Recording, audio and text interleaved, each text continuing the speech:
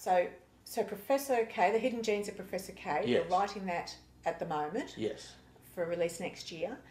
Do you have plans for another book? Do you have an idea for I a book do. after that? In fact, as I've mentioned to you before, I make a point of visiting all the places mentioned in the book. For authenticity, for research, and for a bit of fun. There's a question. Do you decide what places are going into the book and then go and visit them, or do you go and visit places you want to see and then work out a way to write them into your book? Good question. I have a loose outline of the book in my mind. Therefore, the places and the storyline is pretty clear. Right. I know the places that will be the key places in the book, and I plan to visit those as I write, if I can manage that. The current book is a very good example. Yeah. I have visited all the outback settings of... the Kimberley and... Exactly. Yeah. And I'm doing the same for the next book. And I will be travelling very shortly. I will be overseas in Europe for 2 months, visiting the great literary cafes of Europe, or some of them, not all of them. I feel for you. I will start in London and I will finish in Istanbul. And Istanbul is one of the main locations for the book that will come after. After Professor K? Yes, okay. Correct, yes.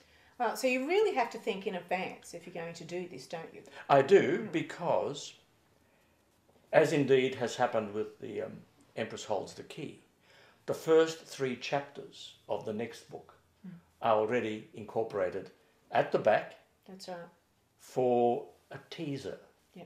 If I've been successful in entertaining my readers, I hope that they would be interested in reading more about my characters and would like to see whether or not there will be another book. Yeah. And those who are interested will find that there is in fact one coming, and it's not that far away. It's perhaps a year or perhaps less, depending on when they read it, and it's coming. Yeah. The first 3 chapters of the next book are already incorporated. So, in one sense, I'm always one book in advance, one book ahead. And indeed, when The Disappearance of Anna Popov comes out, the first 3 chapters of The Hidden Genes of Professor K are already incorporated in that book, so that the reader knows what's coming. That must take great discipline. I mean, the Empress was released last year. You're releasing Anna Popov a bit later this year. Yes. You're already halfway through Professor K, yes. and yet you're thinking about the book after Professor K, but we're still working on Anna Popov, just finishing that off. So to split your focus across 3 books, that must take great discipline. It does. Yeah. It is an intellectual juggle, but it's an enjoyable one. Yeah. I find it extremely stimulating, fulfilling, and most importantly, a lot of fun. I suppose you need to, after all those years in law where you're being challenged and having to split your focus. It is a new and different career. Yeah. You do, however, build on everything that you have learned along the way. Yeah. It goes without saying. Yeah. Writing is one of those things where you draw upon every experience, every little thing that you've picked up, because it will become relevant, and you can, hopefully, make use of it. Write about it in an authentic and convincing manner. So the more you have to draw upon, the more material you will have and the more authentic it will be. Yeah. And I suppose that's what I'm finding interesting about your writing as a retired lawyer. Yours is different in that you're not writing courtroom books, you're not writing legal sagas, you're writing international intrigue and mystery and events. And yes, the Empress Holds the Key, there was a court case in that, but that wasn't the reason for the book. No. As opposed to John Grisham, who writes legal, he focuses mostly on legal thrillers. Your books are just adventure, thrilling, fun. Yes. And the law might pop up here and there, but it's not the reason for the books, is it? They are about life. Yes, they're about life, not law. I have a broad range of interests. Yeah. For example, I studied Egyptology for 2 years. Right. As part of the research that has gone into The Empress Holds the Key. So you did it as research, or you did it because you were interested in Egyptology? I was interested in Egyptology, and I used that. Right. That helped to... That experience. Yeah. I learned to read the hieroglyphs. Right.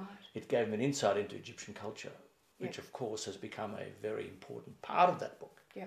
So I use these intellectual challenges, as it were, as part of the material I can draw on when I actually write the book itself. Yeah.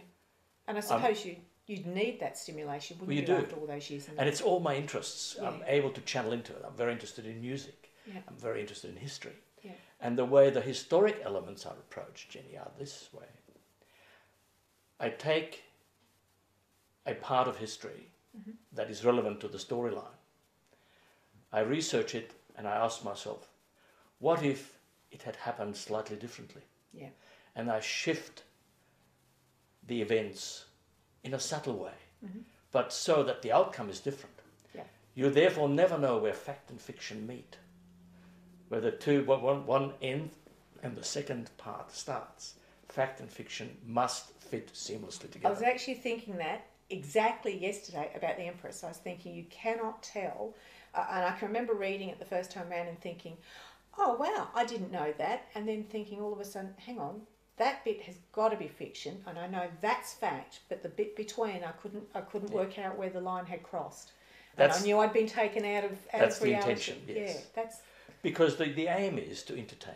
Yes. Yeah. It's the main aim of this book is to entertain, at the same time, however, convey some valuable information and interesting factual information that you will hopefully learn from it. Yes. But the fact and fiction merger, I think that's the real art. Yes. In bringing the two things together and smoothly. Precisely. So it's seamlessly.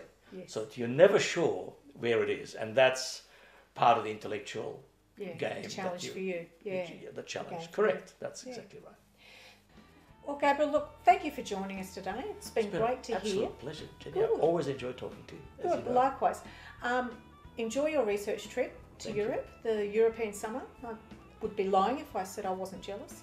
Right. So enjoy it very much, and we'll look forward to the release of Anna Popov in November this year, November 2014. Correct. And hope to see you back here in the hot seat next year, prior to the release of The Hidden Genes of Professor K. Jenny, it's been a pleasure talking to you as always. Thank you for the opportunity. Thank you, Gabriel.